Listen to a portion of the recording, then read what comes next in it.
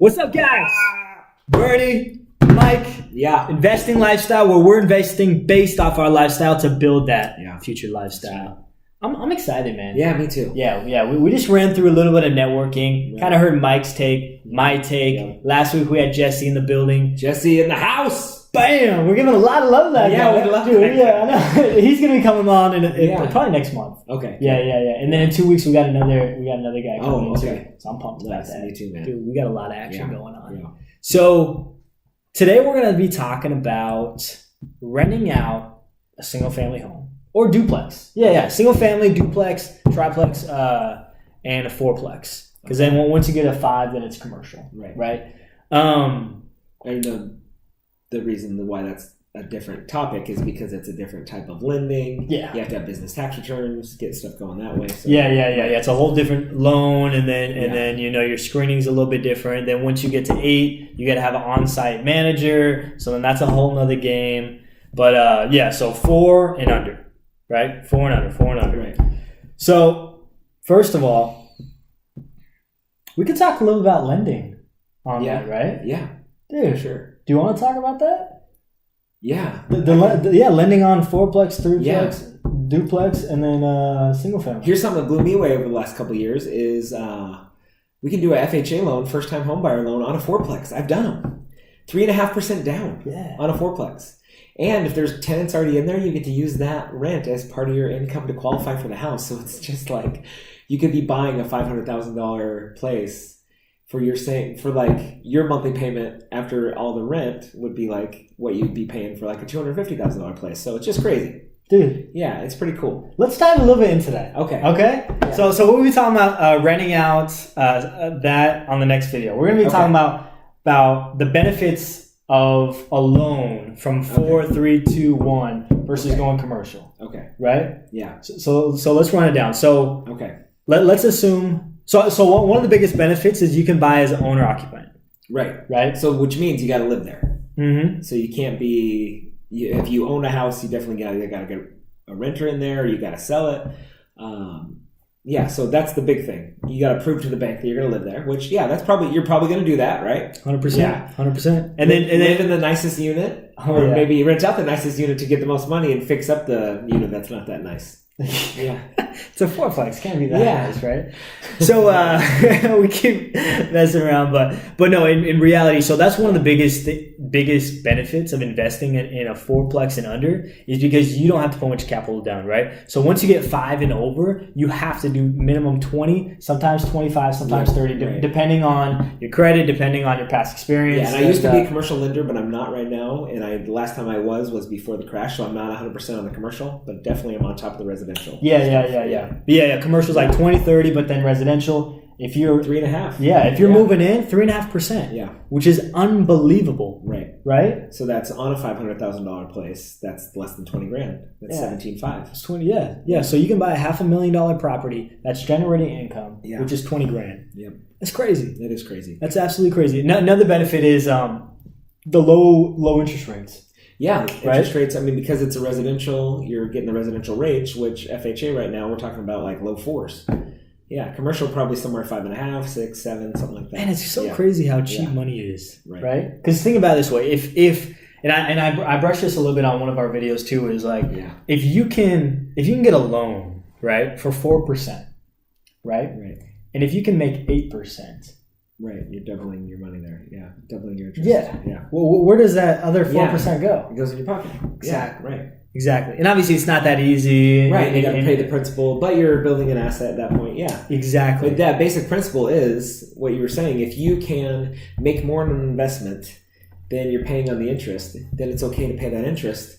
Mm-hmm. Yeah. And I think one big thing is like a lot of people get worry and whatnot about taking out a loan and mortgage and stuff like that. Yeah. But like at the end of the day, if it's a generating income and if it's an asset that is generating that income at a significant level, I mean it makes no sense not to take that advantage, right? Because at that point you would see the bank as your partner, right? The bank's not, that's how I see it, right? Yeah. Wells Fargo is my partner. Home Street's my partner. Yeah. Right? These other banks, they're my partner. They're giving me the capital. I'm coming up with the deal. I'm renting it out. I'm managing it. And then, I got to give a little royalty to the bank. Yeah. But they're giving me cheap money, 4%. Yeah. Right? That's a good way to think about it. Yeah. That's your partner. Which means if you take a loss, they're going to take it too. So don't think of it as like it's ruining your life if something goes upside down on it. Sure. You know what I mean? You're both, the bank and you are both trying to figure out a way to make it work, which working for a retail bank for over 10 years, I understand.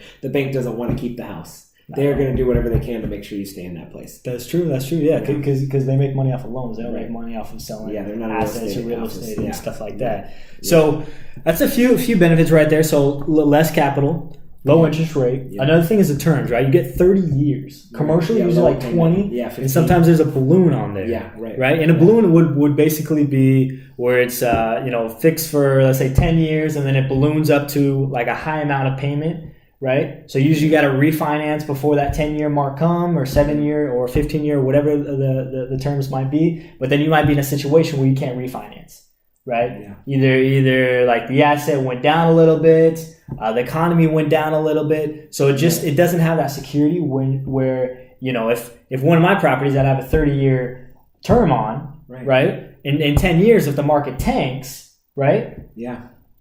The odds of the bank calling me up and saying, "Hey, you got to pay it off," is pretty low, or refinancing is really, really, really low. I mean, it can't happen, right? But it's technically, technically, I've never heard of it. Exactly, yeah. But what I'm trying to get to is there's no balloon payment on there, right? So you have that security, right? So you got the low interest rate, low capital, and then the security for the 30-year term, right? That's huge. And then you have such a low payment when you do a 30-year term where you can keep reinvesting that cash.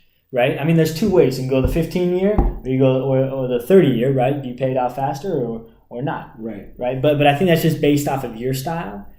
Me personally, I like pushing things out as much as I can. And the reason why is because I can just keep reinvesting, right? Yeah. It keeps going back to, can I make more than 4%? Right. Yeah. Can I make more? There might be a situation in 5 years where I don't think I can make more than 4%, so it makes more sense to pay it off. But I'm in a spot right now where I am for sure making more than 4%. Yeah. See what I'm saying? Yeah, that's great.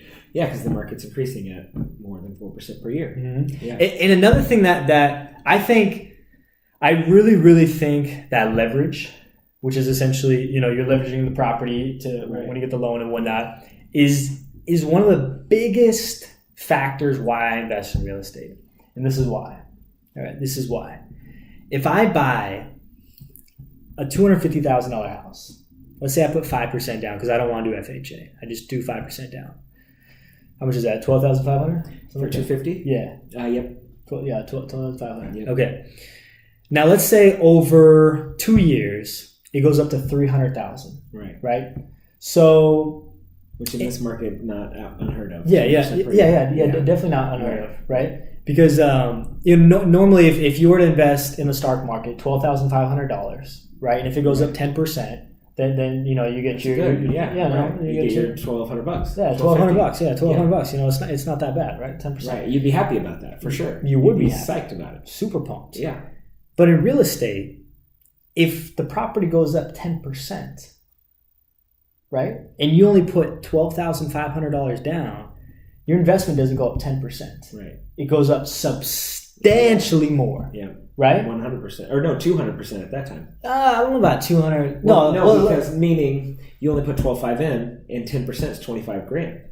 So you've doubled the money. He did the math. Yeah. Yeah, you did the math in your head. I was just about to do the math. Okay. Yeah. Exactly. Yeah. And that's just talking about $25,000. You're talking about 50. So then we're 4 times your money. Exactly. Yeah. 4 times. Exactly. And it's not like you've even lost that money because it went into equity of your house. Exactly. Yeah. So it's so...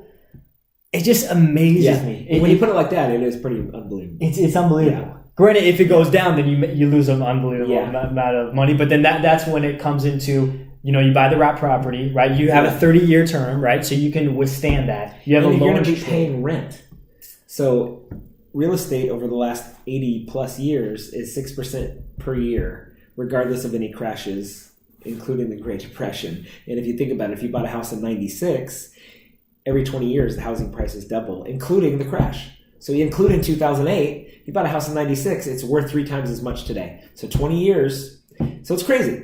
What my whole point is, even if the market dips for a while or even crashes, you're still making your mortgage payment. You still have a place to live, right? And then eventually it'll come back up. So yeah, I mean, There's going to be times where you're not seeing and feeling your equity, but you'll still have a place to live, or you'll still have people paying rent to pay the bills. You know what I mean? And we can dive a little bit more on that topic more. But I really want to focus on like that mortgage point. Okay. You know? Yeah. Because like, I mean, just think about that. Right. You put $12,000 in. Yeah.